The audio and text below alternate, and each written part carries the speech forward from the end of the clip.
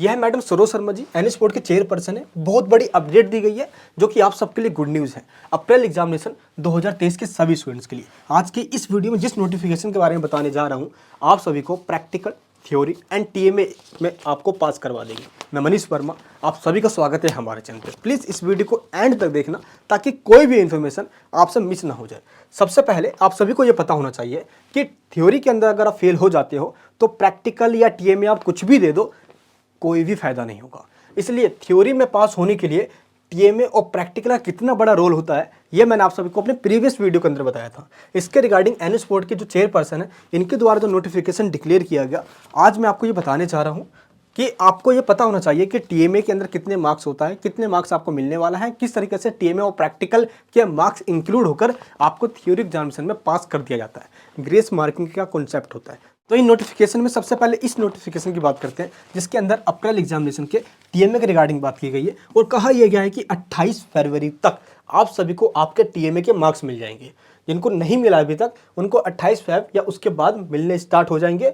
बहुत सारे स्टूडेंट्स को अभी भी मिल गया है। जिनको नहीं मिला मुझे कमेंट बॉक्स में बताएं, जिनको मिल गया है वो भी बताएं। एक चीज़ और आपको मैं बता देता हूँ, सभी स्टूडेंट्स को ये लगता है कि टीएमए के 20 मार्क्स होता है, बल्कि ऐसा नहीं है। और आप सभी कमेंट्स करते हो या आप कॉल्स या व्हाट्सअप करके पूछते हो कि मेरे को इतने कम मार्क्स क्यों मिले। तो मैं आपको ये क्लियर कर देता हूँ कि टीएमए आपके कितने मार्क्स का होता है। ये 20 मार्क्स का सभी सब्जेक्ट में नहीं होता। अगर आप देखोगे तो जिस भी सब्जेक्ट के अंदर प्रैक्टिकल नहीं है, उस सब्जेक्ट के अंदर जो टीएमए है वो 20 मार्क्स का होता है।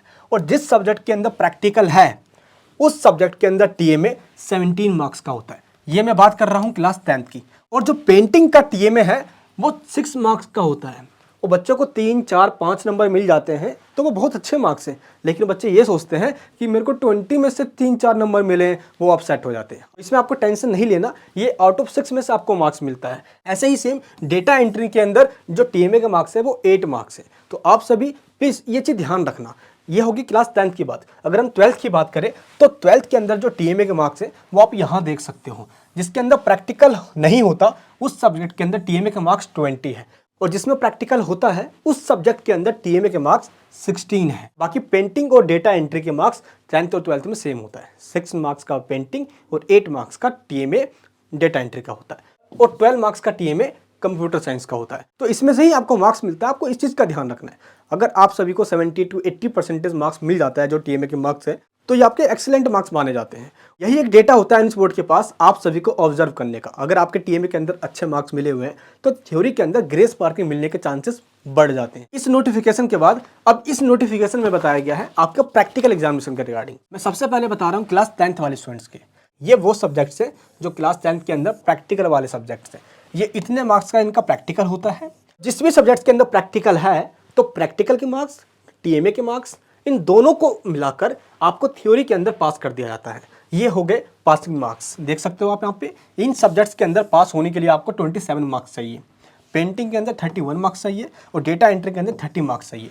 इस तरीके से प्रैक्टिकल और टीएमए इन दोनों के मार्क्स को थ्योरी में ऐड कर आपको पास कर दिया जाता है क्लास 10th के अंदर। तो इसीलिए मैडम सरोज शर्मा जी के द्वारा भी ये चीज़ काफ़ी जोर दिया गया कि सभी स्टूडेंट्स अपना टीएमए टाइम पे सबमिट करें, और प्रैक्टिकल एग्जामिनेशन जो होने जा रहे हैं वो सभी बच्चे अपना टाइम पे प्रैक्टिकल बनाकर अपने प्रैक्टिकल एग्जामिनेशन के लिए भी प्रिपेयर रहें। क्योंकि मैडम सरोज शर्मा जी ने क्या कहा ये तो अभी मैं आपको आगे बताने वाला हूँ।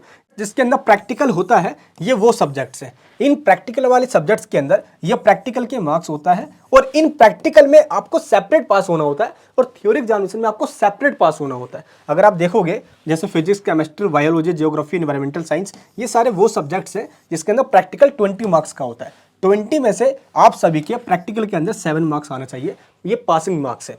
इसके बाद पेंटिंग के अंदर जो पासिंग मार्क्स है वो 23 है, एंड डेटा एंट्री के अंदर 20 है। क्यों? क्योंकि 20 इसलिए है क्योंकि डेटा एंट्री का जो प्रैक्टिकल है वो 60 मार्क्स का होता है, पेंटिंग का 70 मार्क्स का होता है, एंड कंप्यूटर साइंस का प्रैक्टिकल 40 मार्क्स का होता है, और इसमें आपको 13 मार्क्स लेकर आना है पास होने के लिए। दैट मीन्स आप सभी को थ्योरी एंड प्रैक्टिकल में सेपरेट पास होना होता है। ये कंपलसरी है। अगर आप प्रैक्टिकल में फेल हुए तो आपको प्रैक्टिकल अगेन देना होगा। तो इस तरीके से ये आपका प्रैक्टिकल के मार्क्स है और ये प्रैक्टिकल के पासिंग मार्क्स है। तो ये पासिंग मार्क्स है, एटलीस्ट इससे ऊपर आपके मार्क्स आने चाहिए। तो हमने क्या किया है, इस बार एनयूएस के एक्सपर्ट्स के द्वारा जो प्रैक्टिकल के पीडीएफ उनको प्रिपेयर करवा लिया है, लैब मैनुअल से प्रिपेयर करवाया गया है। तो सोल्व पीडीएफ की लिंक नीचे डिस्क्रिप्शन में, आप उस पीडीएफ को डाउनलोड कीजिए और एज इट इज सेम उस पीडीएफ को अपने प्रैक्टिकल फाइल में लिख दीजिए, ताकि आपको मिले फुल टू फुल मार्क्स और पासिंग मार्क्स से भी ऊपर आपके मार्क्स हैं। क्योंकि क्लास 12th के अंदर तो आपको प्रैक्टिकल एंड टीएमए में सेपरेट पास होना होता है, लेकिन जब थ्योरी एग्जामिनेशन आपका हो जाता है उस टाइम पे टीएमए और प्रैक्टिकल मार्क्स देखकर ये ऑब्जर्व किया जाता है कि स्टूडेंट्स अपने इंटरनल में कैसा रहा है।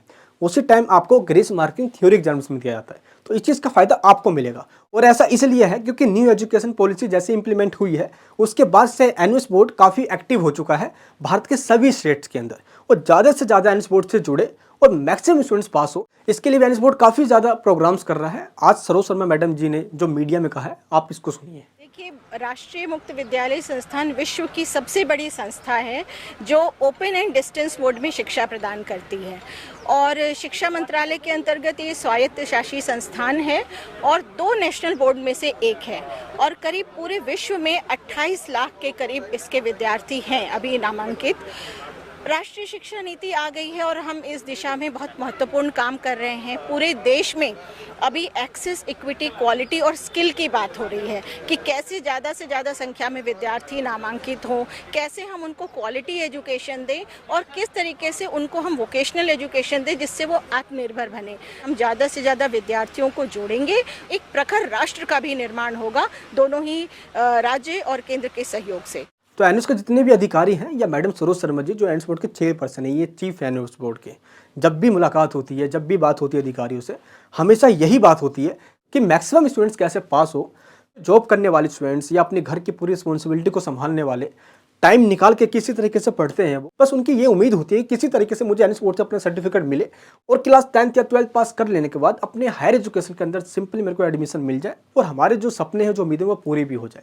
तो एनयूएस बोर्ड इसी दिशा में काम कर रहा है। स्टेट और सेंट्रल गवर्नमेंट के द्वारा पूरी हेल्प दी जा रही है एनयूएस बोर्ड को। तो इस बार भी अप्रैल 2023 में जो स्टूडेंट्स अपेयर होने जा रहे हैं, मैं आप सभी से एक बात कह देता हूँ, मैं चाहता हूं कि मैक्सिमम स्टूडेंट्स पास हो। एनयूएस बोर्ड का जो एग्जामिनेशन एंड जो एवेल्यूएशन डिपार्टमेंट है, हमेशा यही डिमांड रहती है, क्वेश्चन पेपर होता है उसका लेवल हमेशा मॉडरेट रखा जाए ताकि मैक्सिमम स्टूडेंट्स उसको अटेम्प्ट कर पाए और अपने एग्जाम्स के अंदर इजीली पास भी हो जाए, उनके जो सपने हैं वो अधूरे ना रह जाए। मैं आपको एक फॉर्मूला बताना चाह रहा हूँ, प्लीज़ इसको जरूर फॉलो करना। बहुत ईजी है पास होना, टफ उस टाइम हो जाता है जब हम कुछ भी ना पढ़ कर जाए। एटलीस्ट हमें लिखना आना चाहिए और हम कुछ तो लिख के आए। अगर हम सीट्स को ब्लैंक छोड़ कर आ जाएंगे तो टीचर हमें मार्क्स कहाँ से देगा। तो अब जो बताने जा रहा हूँ सही से समझना।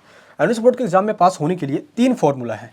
सबसे पहला फार्मूला ये है, आपके पास जो सब्जेक्ट्स हैं उस सब्जेक्ट्स के आप सभी को स्टार्टिंग के 5, मिड के 5 और एंड के 5 चैप्टर्स कंप्लीट करने हैं। दैट मीन्स मान लो आपके पास सब्जेक्ट है जिसका नाम है ए और इस सब्जेक्ट के अंदर 32 चैप्टर्स हैं, तो आप 32 चैप्टर्स कम टाइम में कैसे कंप्लीट कर लोगे। अगर आपको 70 to 80% स्कोर करना है तो क्यों ना हम उन्हीं चैप्टर्स को पढ़े जो बहुत ज़्यादा इंपॉर्टेंट है। इसीलिए आपको स्टार्टिंग के 5, मिड के 5 और एंड के 5 कवर कर लेना है। जैसे मान लो स्टार्टिंग के 1, 2, 3, 4, 5, आपको स्टार्टिंग के ये 5 चैप्टर अच्छे से पढ़ना है। ये चैप्टर इसलिए कहा गया है क्योंकि ये कॉन्सेप्ट को क्लियर कर देते हैं। एग्जाम में चाहे क्वेश्चन कैसे भी घुमा कर आ जाए, इन चैप्टर को पढ़ लेने के बाद आपके कॉन्सेप्ट क्लियर होंगे। इसके बाद मिड जैसे आप मान लो कि 10 से आपने स्टार्ट किया है, फिर 11, 12, 13, 14, 15, ये आपके हो गए मिड के चैप्टर। उसके बाद एंड के 5 चैप्टर आप कंप्लीट कर लो, तो ये हो गया 15 चैप्टर आपके टोटल एक सब्जेक्ट्स के अंदर। और एनयूएस बोर्ड के अंदर चैप्टर ज़्यादा ही होता है क्योंकि 10th क्लास वालों को 9th 10th दोनों पढ़ना होता है, 12th वालों को 11th 12th दोनों ही पढ़ना होता है। इसलिए पहला फॉर्मूला ये है। सेकंड थिंग यहाँ पे ये होता है, या तो आप पिछले 3 सालों के क्वेश्चन पेपर को सॉल्व कीजिए और ये देखिए कि ये जो क्वेश्चन है ये इस चैप्टर से आया हुआ है और उस चैप्टर पर ज़्यादा फोकस कीजिए। दूसरा फॉर्मूला। तीसरा फॉर्मूला ये होता है कि एनयूएस के बुक्स के पीछे आप देखोगे तो टर्मिनल और इंटेक्स्ट के क्वेश्चन दिए होते हैं। आप सिर्फ उन क्वेश्चंस को एक बार पढ़ लीजिए जिससे कि पूरा चैप्टर जो है वो आपका कवर अप हो जाए। आपके पास टाइम बहुत कम है तो इन तीनों में से कोई एक फॉर्मूला ही फॉलो कीजिए। मैंने तीनों फॉर्मूला आपको बताया। अब आप सभी को कंफ्यूज बिल्कुल नहीं होना, जो भी आसान लगे उसको फॉलो कीजिए। बाकी एग्जाम के पर्पज से जो इंपॉर्टेंट चैप्टर्स हैं मैंने एक पीडीएफ बनाकर आपको दिया हुआ है, उसको डाउनलोड कर लीजिए। मैंने आपको बताया कि 1st chapter, 4th chapter, 6th chapter, 8th chapter सभी सब्जेक्ट्स के अंदर मैंने कोड लिख दिया है, वो चैप्टर आपके लिए इंपॉर्टेंट है। तो इंपॉर्टेंट चैप्टर्स की जो पीडीएफ को डाउनलोड कर लीजिए। इसके बाद इंपॉर्टेंट जो क्वेश्चंस दिए गए हैं ये नोट्स में हमारे दिए गए हैं। इस नोट्स के अंदर इंटेक्स्ट और टर्मिनल के क्वेश्चंस भी कवर हैं प्रीवियस ईयर के जो क्वेश्चन पेपर हैं उनको भी सोल्व करके इसमें दिया गया है। तो ये आपके एग्जाम्स में बहुत हेल्प करती है। इसके बाहर से कुछ आना ही नहीं है, क्योंकि अभी तक ऐसे कई स्टूडेंट्स जिनको एनएस की बुक्स प्रोवाइड तक नहीं किया गया। इसकी कंप्लेन आगे की गई है, फिर भी एनएस बोर्ड के जो अधिकारी हैं अभी तक आपके घर तक बुक को डिलीवर नहीं कर पाए हैं। आप सभी ने प्रीवियस वीडियो में कमेंट्स किया था कि मुझे बुक्स अभी तक प्रोवाइड नहीं किया गया। उन सभी का मैंने एक स्क्रीनशॉट लिया एंड उसके बुक्स डिपार्टमेंट को शेयर किया कि ये क्या चल रहा है। ऐसे में स्टूडेंट्स अपना एग्जाम कैसे दे पाएंगे जब बुक्स तक हम प्रोवाइड नहीं करेंगे। एक तो ओपन स्कूलिंग है, लैक ऑफ गाइडेंस है, और ऐसे में जब हम फेल हो जाएंगे तो एनएस के अधिकारी यही कहेंगे कि तुमने पढ़ाई नहीं करी थी। अधिकारियों को ये समझना चाहिए और टाइम से बुक्स को डिलीवर करना चाहिए जिनके पास अभी तक बुक्स नहीं पहुंची है। एक चीज और जो स्टूडेंट्स काफी पूछ रहे हैं, जो टीएमए के चैप्टर्स है वो आपके एग्जाम में नहीं आते हैं, लेकिन ये सभी सब्जेक्ट्स में नहीं होता। क्लास 10th के अंदर ये एप्लीकेबल नहीं है। ये ऑप्शन सिर्फ क्लास 12th के स्टूडेंट्स को दिया गया है, वो भी सिर्फ कुछ पर्टिकुलर सब्जेक्ट्स में। जैसे साइंस के स्टूडेंट्स में physics, chemistry, mathematics and biology हो गया, कंप्यूटर साइंस हो गया, फिजिकल एजुकेशन एंड कॉमर्स के स्टूडेंट्स में accounts, economics, business studies and early childhood care जो सब्जेक्ट हमारा, सिर्फ इन्हीं सब्जेक्ट्स के अंदर टीएमए के चैप्टर्स नहीं आते। तो इनके चैप्टर के आगे जिसमें भी टीएमए लिखा हुआ है वो आपके एग्जाम में नहीं आएगा। जिसमें पीई लिखा है, दैट मीन्स पब्लिक एग्जामिनेशन, जो अप्रैल में एग्जाम होता है उसको पब्लिक एग्जामिनेशन कहा जाता है। तो पीई वाले चैप्टर ही आपके एग्जाम में आता है। तो टीएमए का चैप्टर आपको स्किप करना है, सिर्फ पीई वाले चैप्टर ही कंप्लीट करना है, सिर्फ इन सब्जेक्ट्स के अंदर। क्लास 10th में ऐसा कोई ऑप्शन नहीं है। बाकी एनएस बोर्ड के एग्जामिनेशन जो डिपार्टमेंट है उनका सिर्फ यही कहना है कि स्टूडेंट्स किसी भी कीमत पे एक भी क्वेश्चन एग्जाम में छोड़ करना है। अगर आपको नहीं भी आता है तो उससे मिलता जुलता चाहे जो भी आपको आता है बनाकर लिख कर आ जाए। अगर आप ब्लैंक छोड़ दोगे तो मार्क्स टीचर कहाँ से देगा? आप खुद से सोचो जरा एक बार। इसी वजह से कहा गया है कि एक भी क्वेश्चन स्किप ना करें, जैसा भी आए आपको लिख कर आना है, ताकि ग्रेस मार्किंग देकर आपको पास जरूर किया जा सके। क्योंकि बुक्स ना मिलने की वजह से आज भी काफ़ी सारे स्टूडेंट्स एंग्जाइटी में हैं, और उन सभी से मैं यही कहना चाहता हूँ, आपका भाई आपके साथ खड़ा है। मैं एग्जाम से पहले मैराथन वीडियो लाऊंगा, सभी सब्जेक्ट्स के आप सभी को इंपॉर्टेंट क्वेश्चंस विद आंसर के साथ बताऊंगा, जो कि आपके एग्जाम्स के अंदर मैक्सिमम क्वेश्चन आएंगे। अगर आप अभी तक ऑनलाइन क्लास में ज्वाइन नहीं हुए हो तो प्लीज़ ज्वाइन हो जाना, उसके लिंक नीचे डिस्क्रिप्शन में है। बूस्टर बैच रिकॉर्डेड क्लास है, प्रीमियम बैच लाइव क्लास है, नोट्स, प्रैक्टिकल, इन सब की जो लिंक है इस वीडियो का डिस्क्रिप्शन बॉक्स में, इनको डाउनलोड कीजिए। अगर ये वीडियो इन्फॉर्मेटिव लगी है तो अपने सभी फ्रेंड्स तक शेयर कीजिए। मैडम जी के द्वारा जो गुड न्यूज़ दिया गया है कि अप्रैल 2023 के अंदर मैक्सिमम स्टूडेंट्स पास किए जाएंगे, बस आप सभी को एक भी क्वेश्चन छोड़कर नहीं आना है, ताकि ग्रेस मार्किंग आपको 100% मिले। अगर 5 से 7 नंबर से भी कोई बच्चा रह रहा है, उसको ये मार्क्स देकर पास कर दिया जाता है, तो आपकी उम्मीदें कायम रहेगी और आगे आपका जो हौसला है वो बड़ा रहेगा। एटलीस्ट जो सर्टिफिकेट है वो मिल जाएगा। लाइफ के अंदर ये मार्क्स काम नहीं आते, लेकिन एक सर्टिफिकेट जहाँ पे आप देना चाहते हो वहाँ पे ये काम आकर आप सभी को एक स्टेप आगे बढ़ने में आपकी हेल्प जरूर कर देते हैं। मैडम सरोज शर्मा जी के सामने मैंने यही रखा है। मैं मिलूंगा आपसे नेक्स्ट वीडियो के अंदर। अपना प्यार बनाए रखना और जहां तक हो सके इस वीडियो को जरूर शेयर करना। बुरा लगता है ये देखकर कि अभी तक इतने परसेंटेज स्टूडेंट्स सिर्फ वीडियोस को देखते हैं, मेहनत को भी देखते हैं, लेकिन सब्सक्राइब नहीं करते। प्लीज सब्सक्राइब कीजिए, क्योंकि आप सभी के लिए ही काम कर रहा हूं मैं। जय हिंद, जय भारत।